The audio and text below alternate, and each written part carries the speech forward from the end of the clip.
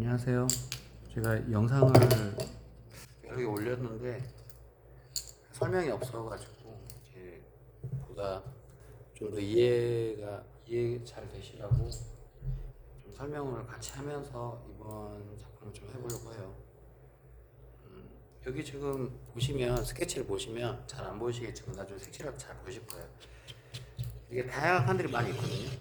이런 부분 같은 경우는 지금 어떻게 보면은 수백 개가 되는 칸들이 있는데 이런 부분들을 저희가 색칠을 할 때 뚜껑을 열어서 한 색을 칠하고 또 닫고 또 집어넣고 그렇게 하면 시간이 굉장히 오래 걸리잖아요. 그러니까 되도록이면 자기가 좀 좋아하는 색깔들을 많이 남길 수 있는 작품이 되게 하려면 가장 좋아하는 색깔부터 먼저 꺼내셔서 이렇게 다양한 칸들이 있잖아요. 이런 부분들을 어떻게 색칠을 하시냐면 여기 조금 칠해주시고 그리고 바로 옆에나 뭐 이렇게 가까이 있는 부분 칠해주지 마시고 또 이쯤에서 또 한번 칠해주시고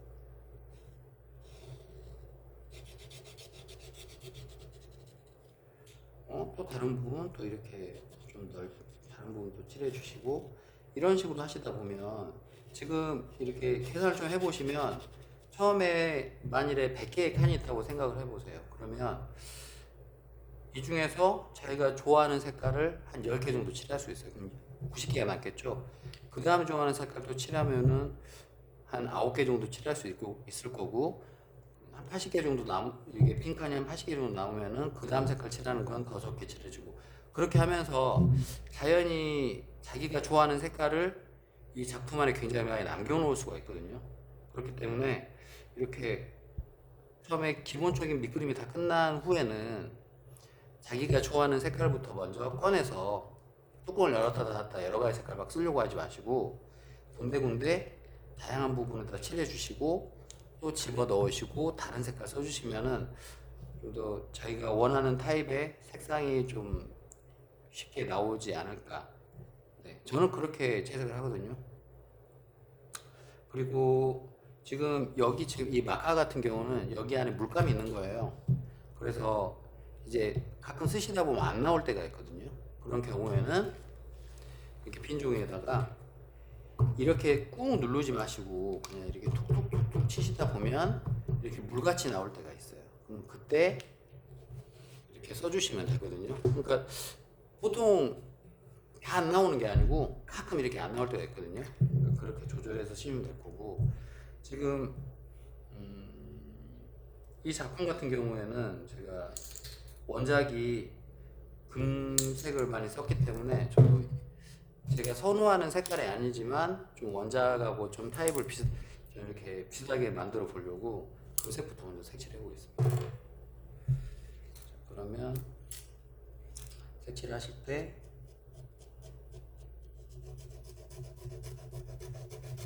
아까 설명드렸듯이 그리고 색칠을 하실 때는 어떤 식으로 하시는 게 바깥쪽으로 많이 색감이 안 나게 되냐면요. 이거는 보통 미술학원 다니시는 분들도 이렇게 처음에 배우실 거예요. 색칠하는 방법을. 외곽부터 따주시고 안쪽을 칠해주시면 돼요. 이런 식으로. 이런 식으로 색칠해주시면 되거든요.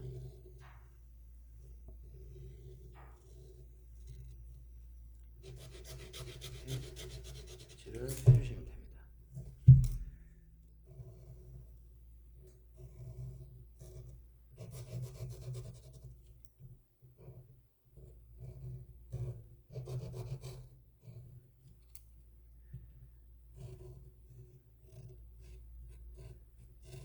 그리고 제가 쓰는 이 마카가 포스카 유니포스카라고 해서 일본 제품이거든요. 그래서 좀 일제여서 영상 보시는데 불편하신 분들께는 좀 죄송하게 생각을 하고요.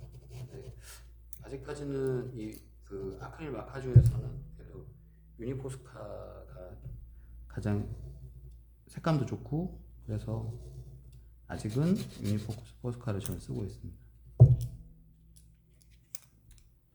그리고 요즘은 이렇게 포스카를 미술학원에서도 좀 쓰는 곳이 좀 있는가 보더라고요. 근데 제가 이 포스카를 쓴 지는 좀 몇 년 됐거든요.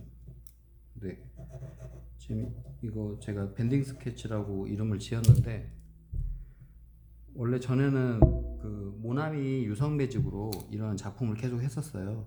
근데 우연찮게 이 포스카 마카가 나오는 걸 보고 제가 써보니까 굉장히 색감도 이쁘게 나오고 그리고 아크릴 물감처럼 나와서 이렇게 유성 매직 같은 경우는 색칠한 다음에 그에 덧칠을 하면은 좀 이렇게 불투명이어서 비치잖아요. 근데 이 마카 같은 경우는 그런 느낌이 없고 깔끔하게 딱 덮어지고 그런 느낌이기 때문에 제가 밴딩 스케치라고 이름을 지었거든요. 그래서 써보니까 굉장히 좋아서 다른 국산 마카들도 이렇게 아크릴 마카들도 제가 써봤는데 아직은 좀 유니포스카 마카가 질감이나 뭐 사용하는데도 좀 굉장히 좀 편하고 그래서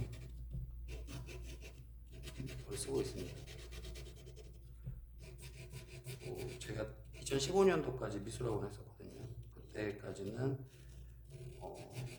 제가 그 매직으로 이런 식의 그림을 한 2012년 쯤부터 제가 이런 식의 그림을 학생들하고 같이 수업을 했었어요. 학생들도 이렇게 색칠하는 게 굉장히 좀 재밌어 하고 그래서 어느 순간부터 이렇게 좀 제가 하는 게 자리가 좀 잡혔죠.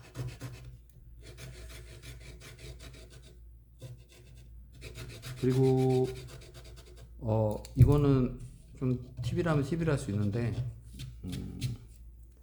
저는 여기 지금 종이도 RCG를 쓰거든요. 수채화 하시는 분은 아시겠지만 RCG가 가장 비싸기도 하고 가장 두껍고 질감도 좀 전혀 달라요. 일반적인 종이하고. 그래서 일반 캔트지에다가 저희가 이렇게 포스카를 계속 칠하고 하다 보면 이 종이가 못 견디거든요. 막 일어나고 막 그 지우개 심하게 지우면 막 이렇게 떼 일어나잖아요. 그런 것처럼 그렇게 못 견디는데 이 RCG 같은 경우는 그런 것도 없고 그리고 작품을 완성을 했을 때 그런 좀 훨씬 더 좀 고급스럽게 완성이 되고 그래서 RCG에다가 판넬 실어가지고 이렇게 학생들과 같이 작품을 하고 있습니다.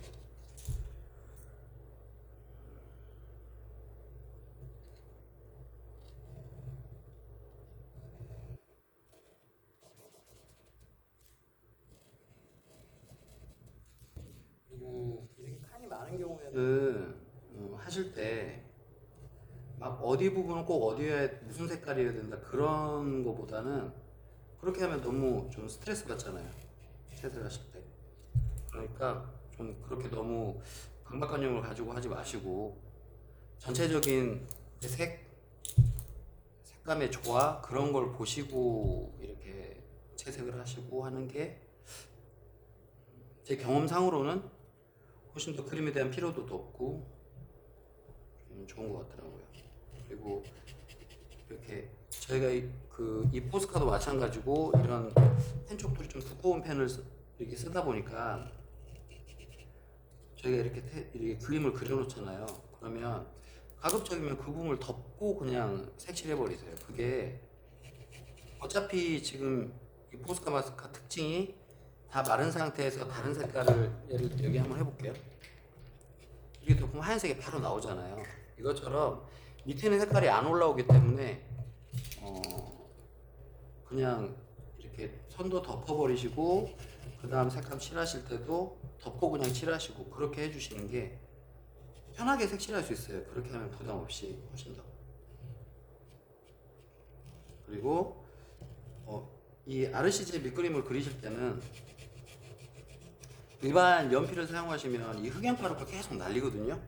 종이 자체가 거칠어서 그리실 때부터 계속 이 흑연가루가 날리고, 그리고 채색하실 때도 이렇게 채색하다 보면 이 흑연가루하고 그 포스카 마카하고 섞여가지고 기본적인 색감이 안 예쁘게 나올 때가 있어요. 그러니까 밑그림 그리실 때는 가급적이면은 색연필 있잖아요.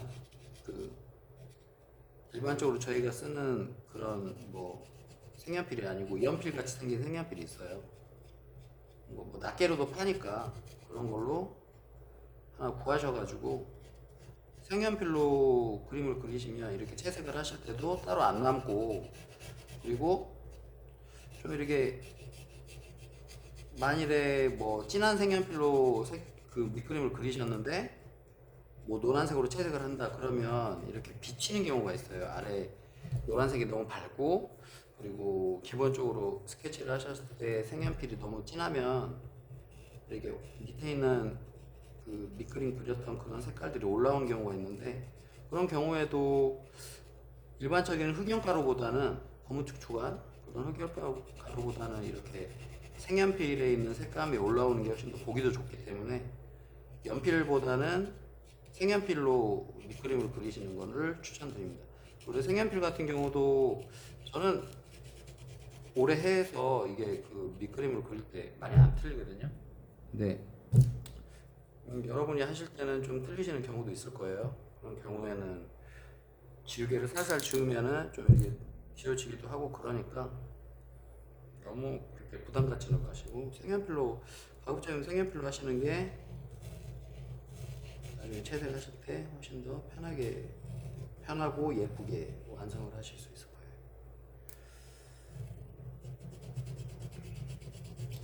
제가 원래 말주변도 좀 별로 없고, 이렇게 그 교재 같은 거 지금 이거 교재 만들고 있는데, 교재나 작품할 때는 좀 집중해 버려가지고 말을 잘 못하거든요. 근데 그래도 이렇게 한 번씩 이런 자료를 만들어 놓으면 보시는 분들도 여기는 어떻게 해야 되는구나, 어떻게 하면 되겠구나, 그렇게 생각할 수도 있으니까 참고를 잘 해주셨으면 좋겠습니다. 제가 원래 이 금색, 은색을 잘 안 써요. 왜냐하면은 제 포코라트 거기 영상에 하나 두 개 정도 올라온 게 있는데, 그리고 완성을 한 다음에 위에다 하이그로시를, 그러니까 카페 같은 데 보면 바닥이 이렇게 반질반질한 그런 바닥이 있어요. 그게 에폭시거든요. 그런 식으로 공예용으로 그런 에폭시 느낌이 나게 하는 그런 게 나와요. 그래서 저는 유리 같은 걸로 이렇게 하는 것보다는 위에다 하이그로시를 해가지고 그거 한 날씨가 좀 더울 때는 여름에는 24시간이면 굳는데 겨울에는 3, 40시간 지나도 안 굳을 때가 있거든요. 비 올 때나. 그걸 굳게 하면은 이게 뺀질뺀질하고 굉장히 좀 아무래도 코팅이 되는 거기, 두껍게 코팅이 되니까 좀 영구적으로 작품을 보관할 수 있기 때문에 저는 그렇게 만들거든요. 근데 은색이나 금색 같은 경우는 좀 이게 충분히 안 말랐을 때 제가 잘못해서 발라놓으면 이게 그 하이그로시 성분하고 얘들하고 반응을 하더라고요, 서로. 그래서 이게 막 퍼져버리고 막 그래가지고 그 이후로는 은색, 금색을 잘 안 쓰거든요. 근데 이거는 제가 한번 확실히 좀 말려놓고 난 다음에 하이그로시를 덮어보려고 생각 중입니다.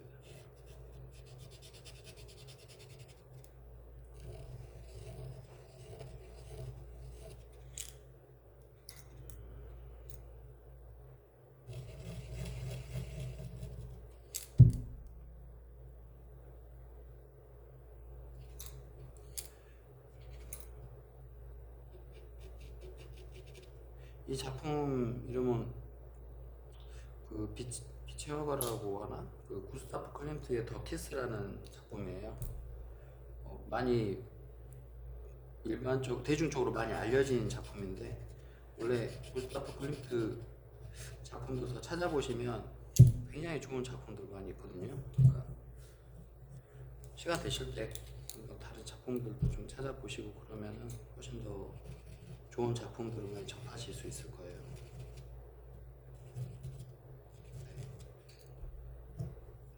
부재로 만드는 중이라서 그래도 좀 누구나 잘 아는 그런 작품을 볼수 있습니다. 자, 여기도 지금 이 마카 같은 경우도 쓰시다 보면 계속 빨리 쓰기 때문에 얘들이 이 여기까지 내려오는 속도가 있잖아요. 애기 포스카도 마찬가지예요.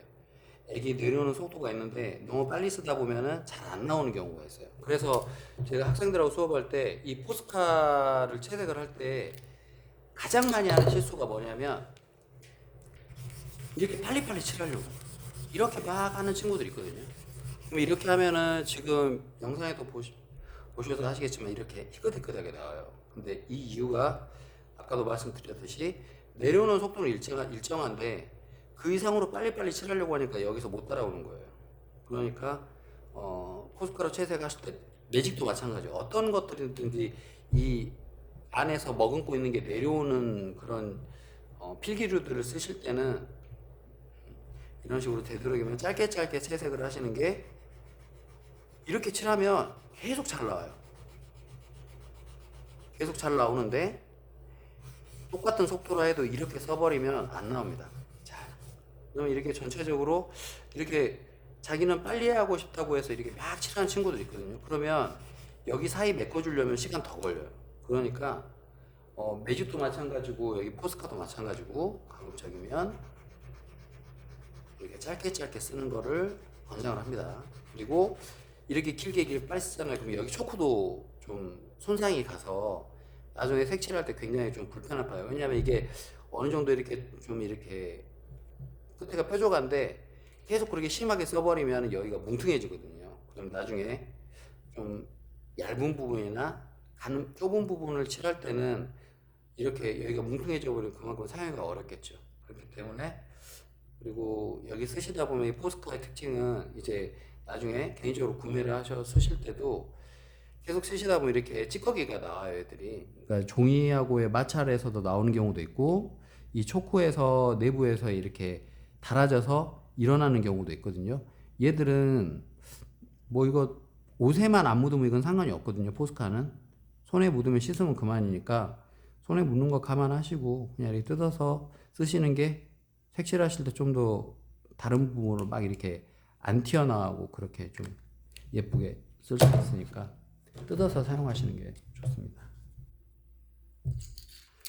자, 그리고 여기 지금 쓰다 보니까 잘 안 나오더라고요. 그런 경우에는 이거를 허공에서 막 흔들잖아요. 그럼 여기서 이렇게 막 튀면서 어디로 튈지 몰라 애들이 막 나가버려요.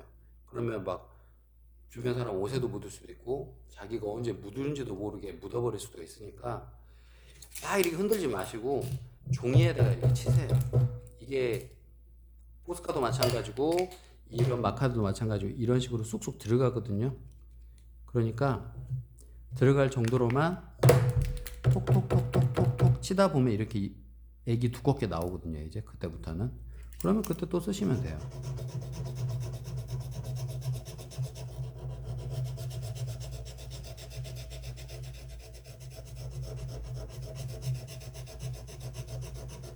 그리고 지금 여기서는 제가 영상을 찍다 보니까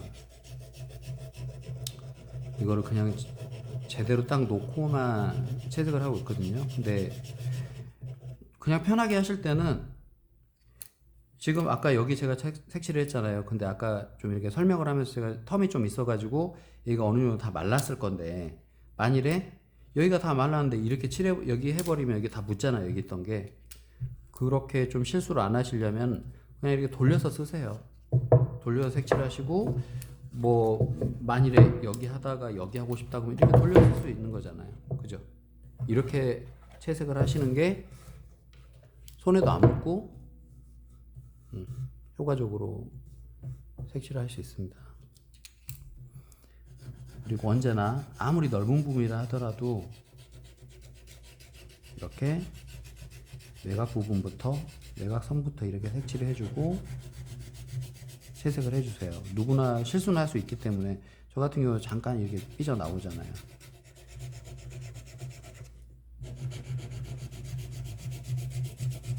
그러니까 저도 이 교재를 만들다 보면 실수를 굉장히 많이 해요. 이게 배속을 빨리 해놓고 막 16배속 그렇게 해가지고 영상을 만들어 버리니까 그런 실수하는 게 잘 눈에 안 보일 건데.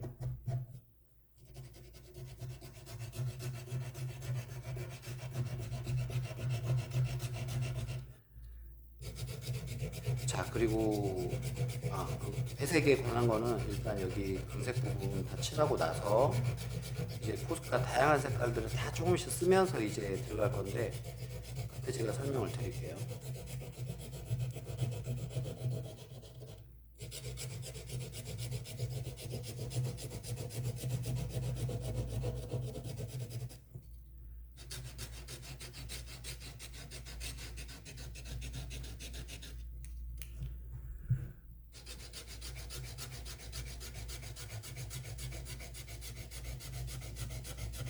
그리고 만일에 포스카 구매를 하실 분들은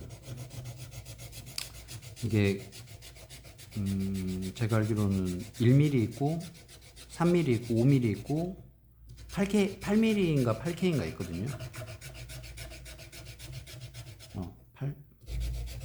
8mm인가? 그렇게 종류가 있는데 일반적으로 5mm 쓰시는 게 가장 적당하고, 그리고 1mm나 3mm 같은 경우는 너무 좀 가성비가 안 좋아요. 작아서 그만큼 이 아크릴 액도 그만큼 좀 덜 들어있고, 그리고 작기 때문에 이 채색하는데도 굉장히 시간이 걸리고요. 5mm 정도면은 그래도 두께가 좀 있더라도 좀 포스카 쓰시는 거에 익숙해지시면 조절해서 쓸 수 있거든요. 그리고 8mm 같은 경우는 너무 두껍고요. 두껍기도 하고 5mm 이상부터는 이렇게 동그란 촉이 나오는 게 아니고 각으로 나오거든요. 그래서 일반적인 이렇게 작품을 만드실 때는 효과적이지 않으니까 5mm가 가장 적당합니다.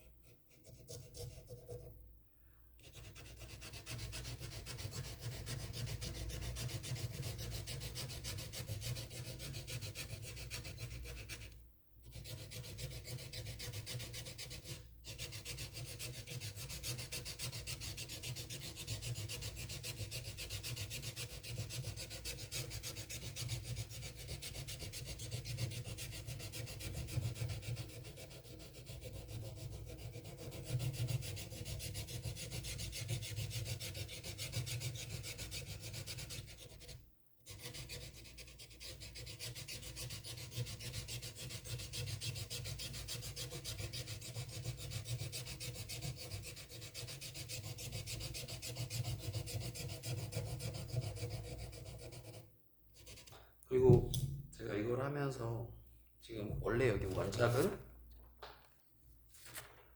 여기 보시면은 이 여인의 머리카락도 이 밑으로 없거든요.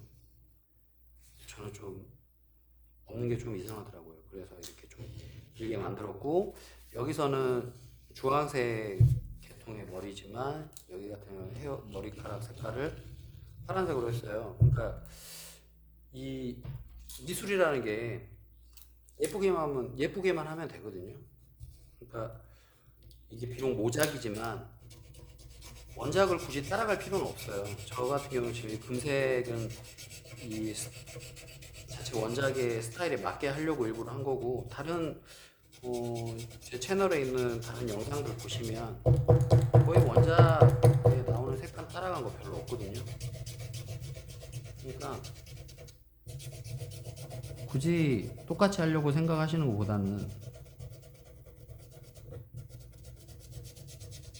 왜냐하면 포스카 같은 경우 이렇게 요즘 저희가 사용하는 다양한 재료들은 이 화가들이 활동했던 시기에 없었던 재료들이고, 훨씬 더 색깔도 내기가 쉽고 다양한 색감을 낼 수도 있고, 그렇기 때문에 이때보다는 훨씬 더 화려하고 예쁘게 손쉽게 표현을 할 수가 있거든요. 그러니까 굳이 좋은 재료 가지고 옛날에 힘들게 했던 그런 작품들을 똑같이 구현하시는 것보다는 요즘 재료들에 맞게 색깔도 좀 세련되게 써보시고 자기가 좋아하는 색깔도 많이 써보고 그런 식으로 들어가시는 게 좋아요. 그리고 지금 여기 이제 이번 영상에서는 여기 있는 피부 같은 거에 색감을 어떻게 제가 할 수 있을지 모르겠어요. 시간이 없어가지고 뭐 이번에 못 올리면 다음에라도 추가로 연결을 해서 또 해볼 건데, 지금 이런 부분 같은 경우도 지금 여기서 보면 이렇게 얼룩덜룩 이렇게 입체감이 있잖아요. 이런 식으로 그런 부분들 같은 경우는 무조건 바로 이렇게 만드는 게 아니고 기본 색감 먼저 깔아놓고 난 다음에 차근차근 제가 포스카로 기법을 어떻게 만들어내는지 그것도 한번 보여드릴게요. 자, 이제 금색 부분이 다 됐는데 일단 제가 좋아하는 색깔, 저 핑크색 좋아하고 민트색도 좋아하고 이런 색깔들 좀 좋아하거든요. 보라색도 좋아하고 그리고 노란색도 좋아하고 이런 색깔도 좋아하는데, 얘들을 예를 들어 가지고 지금 일단 민트를 시작을 했으니까 민트색을 전체적으로 좀 더 색칠을 해볼게요.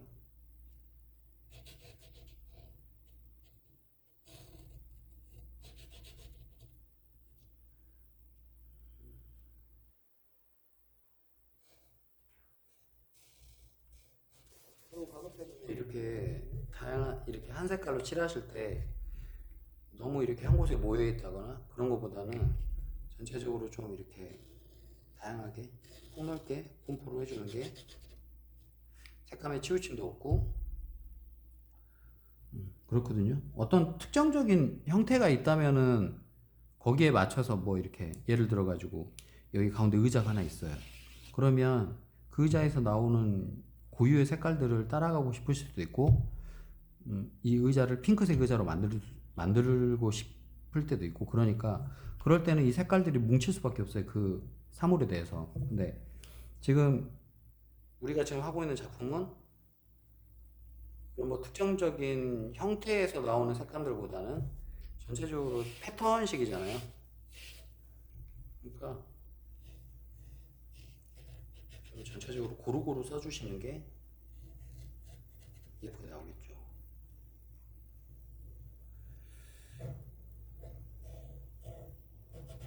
이거는 이제 제 방식이지,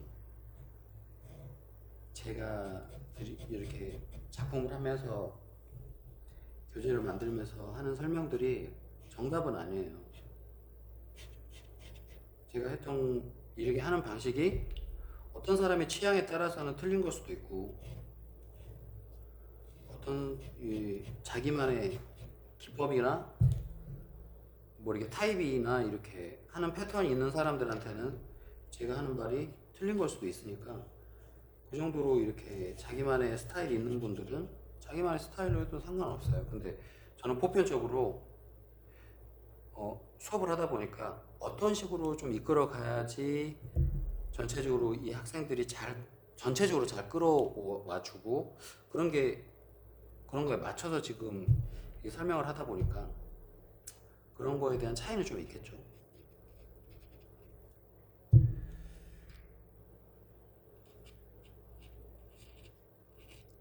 근데 이렇게 학생들을 지도하거나 하다 보면 이렇게 색깔에 대해서 설명이나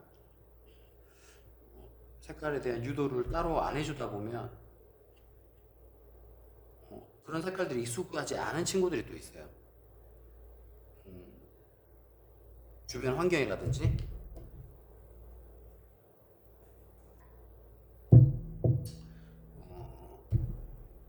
그리고 어떻게 보면은 이런 남자 친구들은 특히나 이런 핑크색을 한 번도 안 써본 친구들도 있고 이런 빨간색들을 안 써보는 친구들도 있거든요.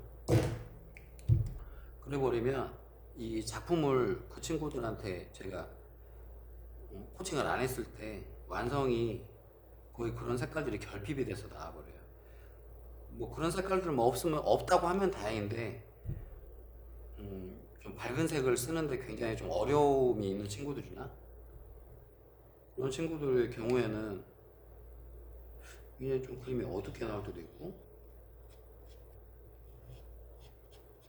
그게 뭐 심리치료에서 좀 이렇게 색깔 쓰는 걸로 이렇게 분석을 하기도 하는데, 저는 어렸을 때 그러는 학생들이 모두 다 그게 심리적으로 문제가 있다고 생각을 한 게 아니고, 그 사람의 환경에 따라서 그런 거를 안 써보니까.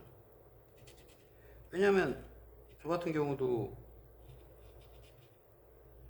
미술을 어렸을 때부터 해놔가지고 색칠하는 데는 그냥 다양한 색깔 다 쓰거든요. 근데 20대 중반까지 밝은 색의 옷을 안 입었어요. 검정색 옷, 거의 검정색 옷 입고 막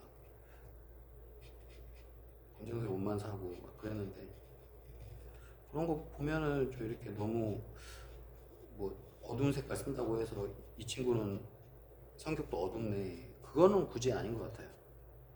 사람의 안 써봐서 모르는 경우도 있고, 저 같은 경우도 밝은 색 옷을 안 입어봐서 그런 경우도 있기 때문에. 그러니까 좀 미술을 좀 재밌게 하시려면 다양한 색깔 다 써봐야 되는 생각을 해요. 이게 제 원래 저는 작품을 좀 어두운 색깔을 많이 쓰는, 그러니까 거의 펜화를 많이 하기 때문에 검정색을 거의 주로 쓰거든요. 그러다 보니까 이거 이렇게 한 번씩 하면은 이게 제 탈출구가 되는 거예요. 이렇게 다양한 색깔을 막 쓰다 보면은 재밌기도 하고, 이렇게 안 했으면은 좀 미술할 때 굉장히 좀 힘들었을 수도 있을 것 같아요.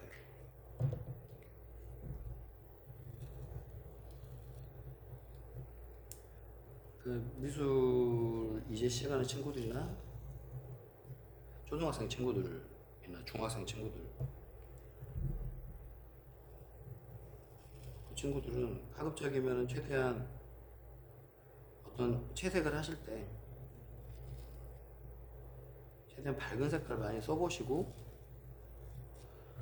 어떤 수업, 미술 수업을 할 때 재료들 있잖아요. 제 있는 재료 색깔들은 다 써보는 게 좋아요.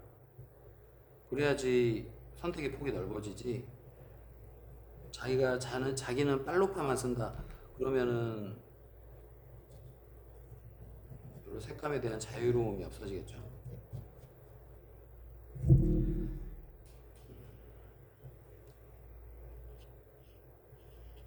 자, 일단은 민트색을 기본적으로 칠했습니다.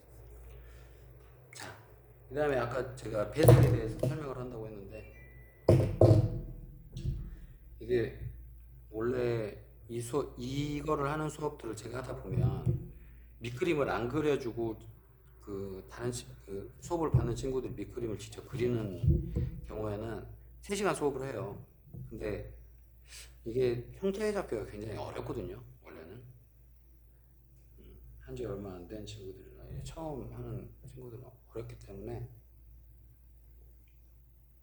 저는 가급적이면 그려가지고 가요. 그리고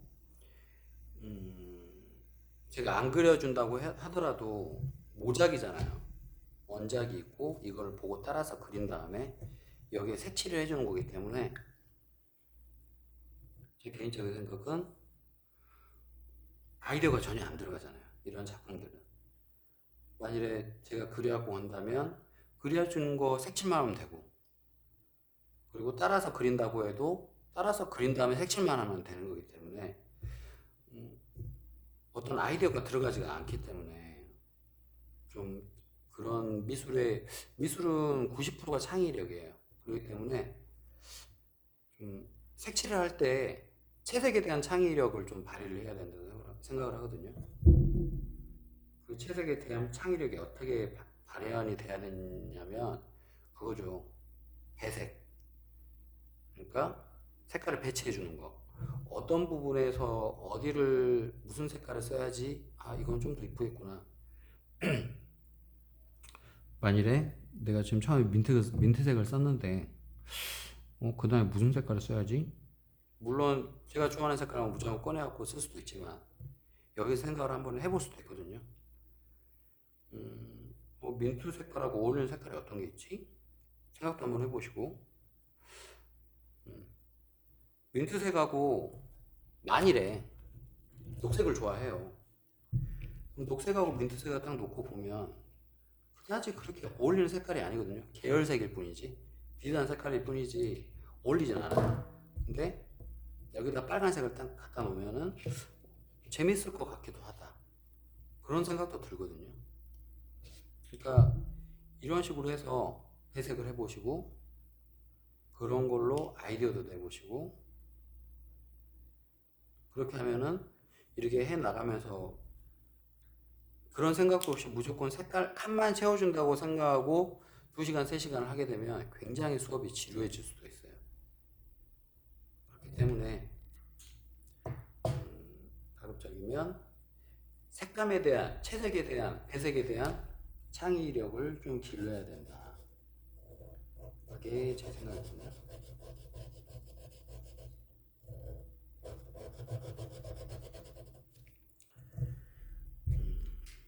자, 그리고 민트색하고 어울린다고 해서 무조건 민트색 옆에다 빨간색을 다 이렇게 쓰면 안 돼요.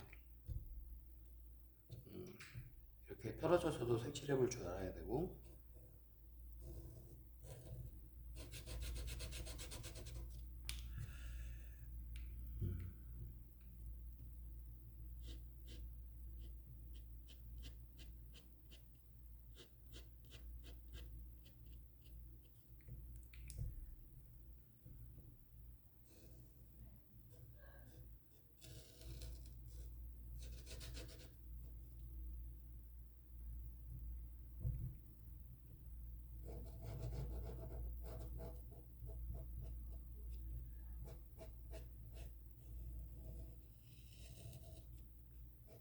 그리고 이게 배색의 방법이긴 한데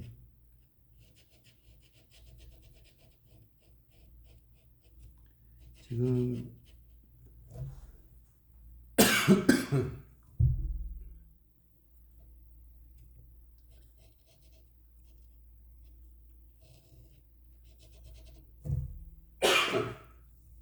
이 배색의 경우에는 전혀 다른 색깔들을 쓰고 있잖아요. 처음 민트색 쓰고 빨간색 쓰고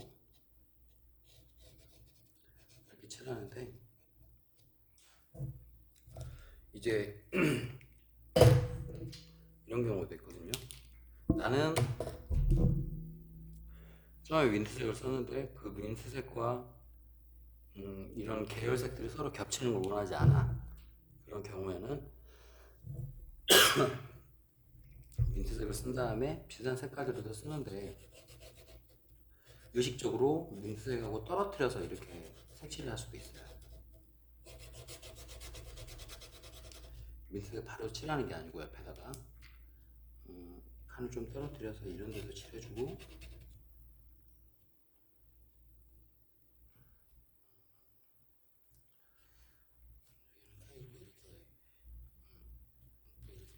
겹치는 데가 없잖아요. 다 이렇게 붙어 있잖아요. 그러니까 왜 이렇게 칠하냐면 나중에 연두색을 칠하는 곳을 찾았을 때 민트색하고 붙어서 칠해질 수밖에 없는 경우가 있거든요. 그런 경우는 어떻게 되냐면 어떤 현상이 일어나냐면 이렇게 딱 칠했을 때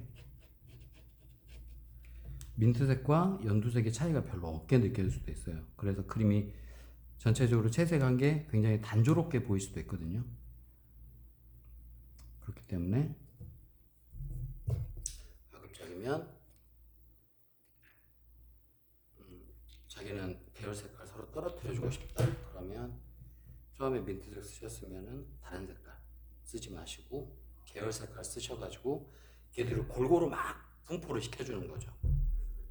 예를 들어서 이렇게 하늘색을 맨 처음에 썼는데 이 색도 써야 돼. 근데 이 색과 이 색을 서로 떨어뜨려 주고 싶어. 그러면은 이거 쓴 다음에 이걸 바로 써가지고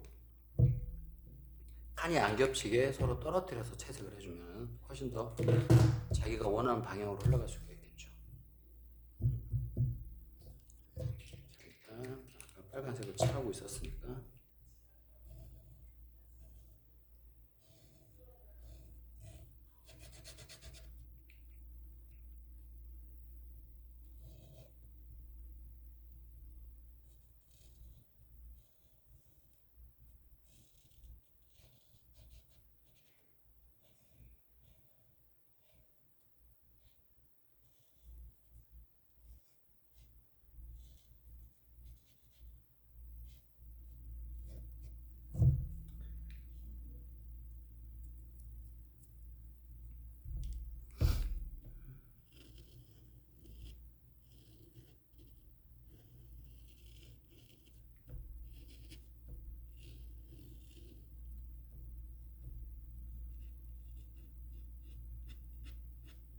그리고 이렇게 채색을 할 때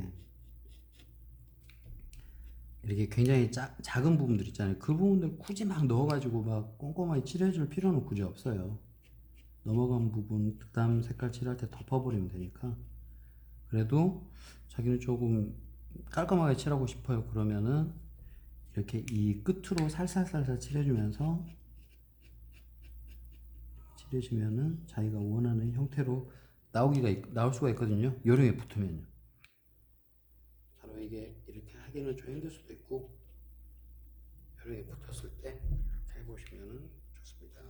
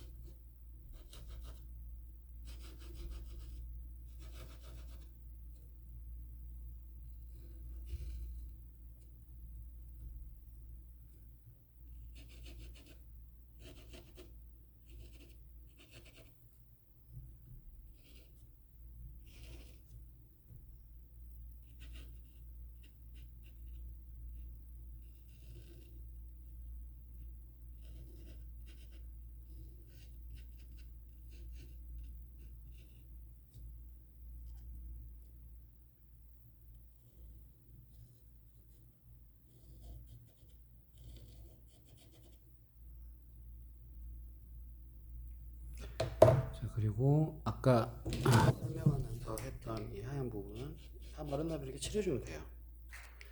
밝은 부분을 이렇게 칠해주면 가려지거든요. 근데 반대로 하얀 색깔이었는데 파란색을 칠한 다음에 하얀 색깔을 다시 덮으면 안 가릴 수도 있어요. 쉽게. 좀 참고해 주세요.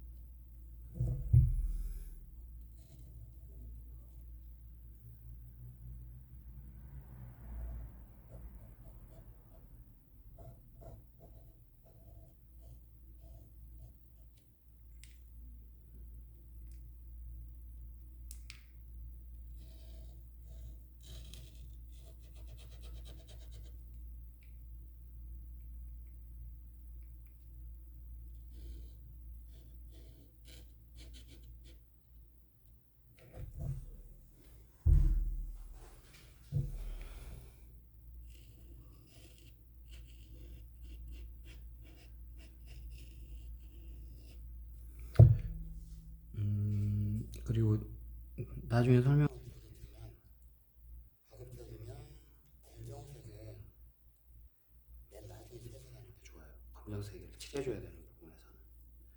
검정색 같은 경우는 이렇게 다른 부분은 섞였을 때 굉장히 좀 색깔을 탁해지게 만드는 그런 성질이 있기 때문에 조심해서 써야 되니까 검정색은 나중에 쓰시는 게 좋습니다.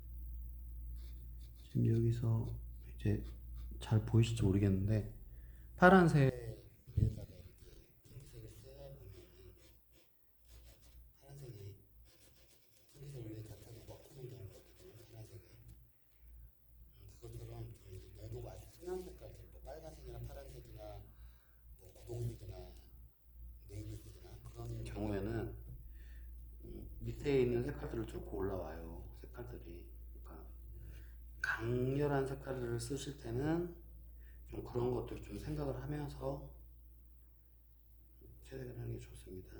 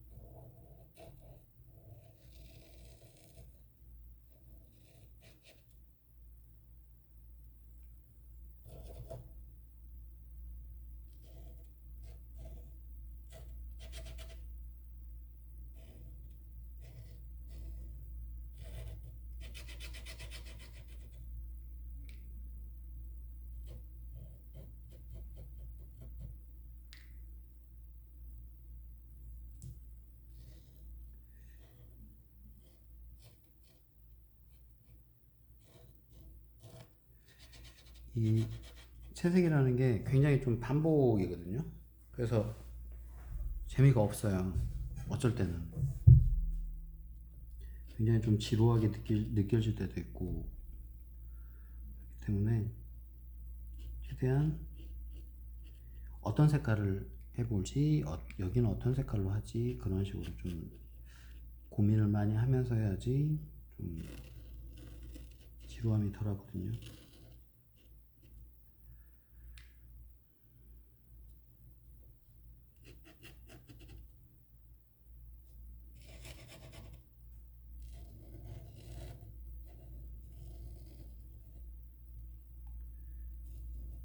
그리고 여기 지금 방금 칠했잖아요. 여기 지금 여기는 파란색인데 이런 색깔 하늘색을 써버리면 굉장히 좀 비슷한 색깔이기 때문에 어떻게 보면 좀 별로 안 이쁠 수도 있어요. 여기 해볼게요. 이런 식의 느낌이 나거든요. 그러니까 좀 색감에 따라서 어떻게 칠해줄지 저는 뭐 이런 게 별로 나쁘다고 생각이 안 드는데 이런 느낌을 되게 비슷한 느낌? 별로 안 좋아하는 분들도 있을 거니까 자기 타입대로.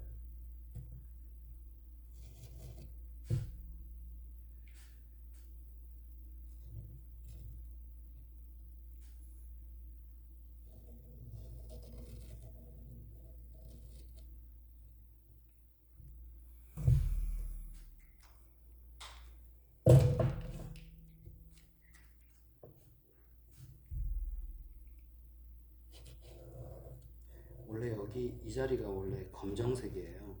네, 여기를 색으로 바꿔서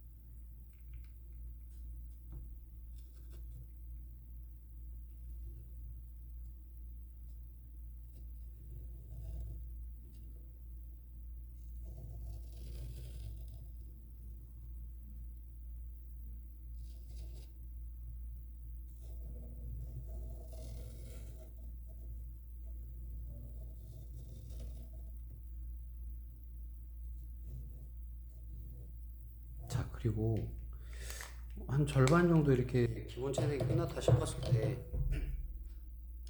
자기 그림을 볼 줄 알아야 되거든요. 전체적으로 색감이 어떤 색깔들이 좀 결핍이 돼 있고 그 색감들을 어떤 부분에 써야지 이 부분이 좀 이렇게 표현이 되겠구나, 그런 걸 좀 생각을 해보고 나서 어떤 부분이 부족하고 그런 부분을 어떻게 채워줘야 되겠는지 생각을 하시면서 채색을 해줘야지 전체적으로 균형 있는 색감이 완성이 돼요. 물론 뭐 지금 이 그림 같은 경우 굉장히 그런 전체적인 색배열이 굉장히 좀 중요한 그림이기 때문에 그렇게 생각을 하고 그냥 표현하시면 되는 거고, 뭐 상황에 따라서 좀 어떤 형태에 따라서 색감 배치가 변하는 경우도 있고 다양하거든요.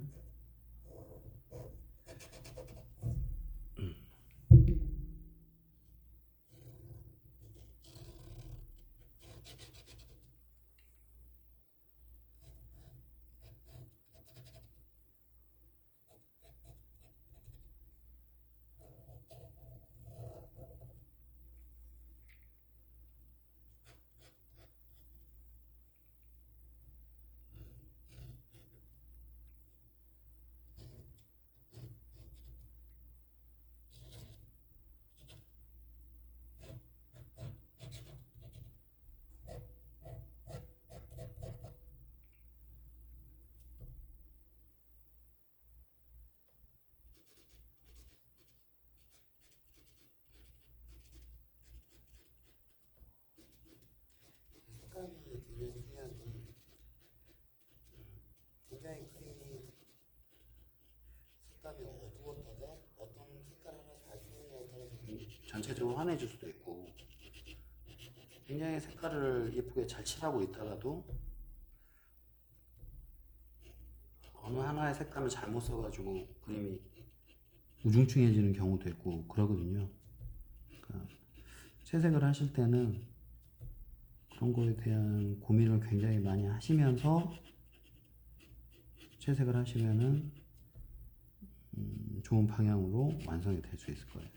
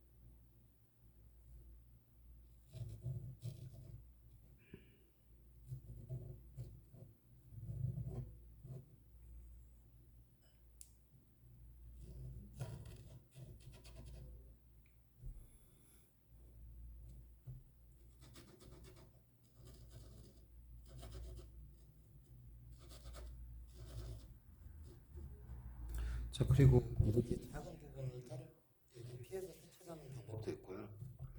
이게 필요에 따라서는 뭐 먼저 칠해놓고 나중에 위에다 좀 하나 칠해도 되니까 뭐 그런 방법은 다양하게 있으니까 너무 이렇게 막 남겨놓고 힘들게 안 칠해도 상관은 없거든요.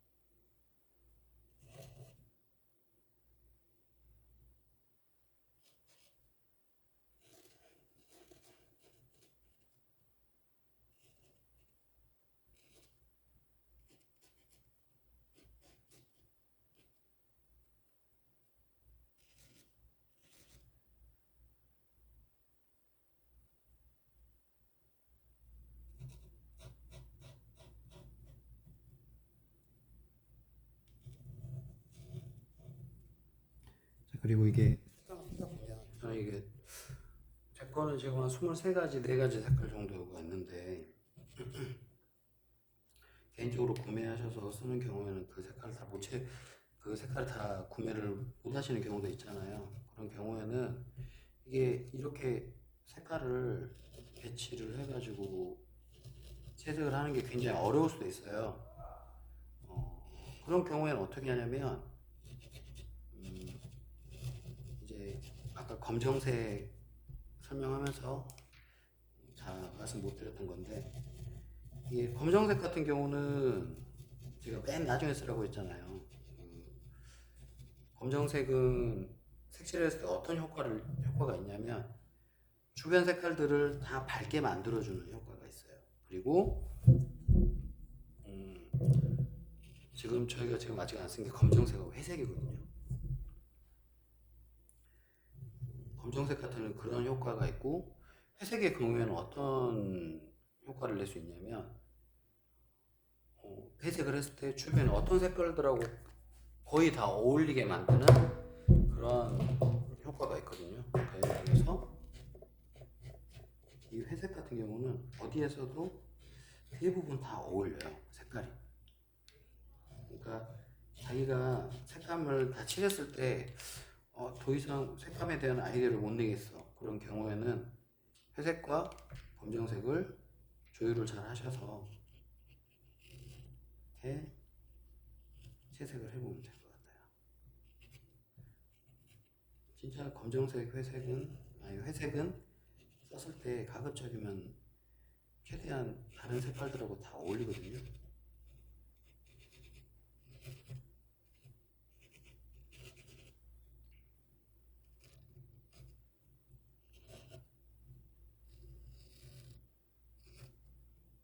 그러니까 자기가 채색을 하다가 더 이상 쓸 색깔이 없어. 그런 경우에는 회색도 한 번씩 써주시는 게 좋습니다.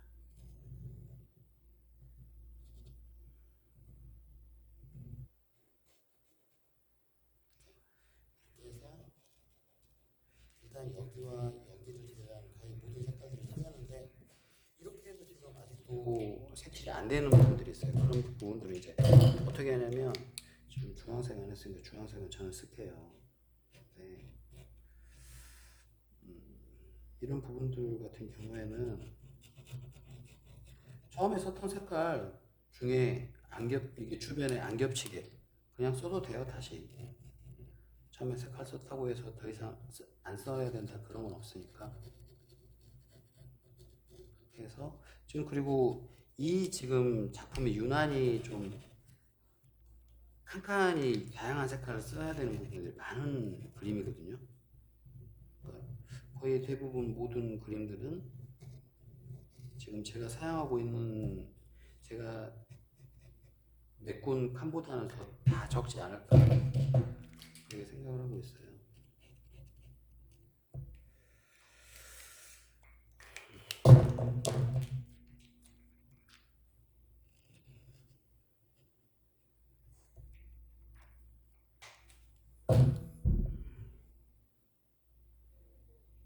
이렇게 해서 이번 시간은 그냥 기본 색감 칠하는 거 방법이나 재료의 사용법이나 그런 거에 대해서 설명을 해봤습니다. 다음 시간에는 이제 기본 배색 다 칠해져 있을 거예요. 그때는 이제 어떤 식으로 작품을 꾸미는지 그런 거에 대해서도 좀 한번 영상을 한번 만들어 볼게요. 수고하셨습니다.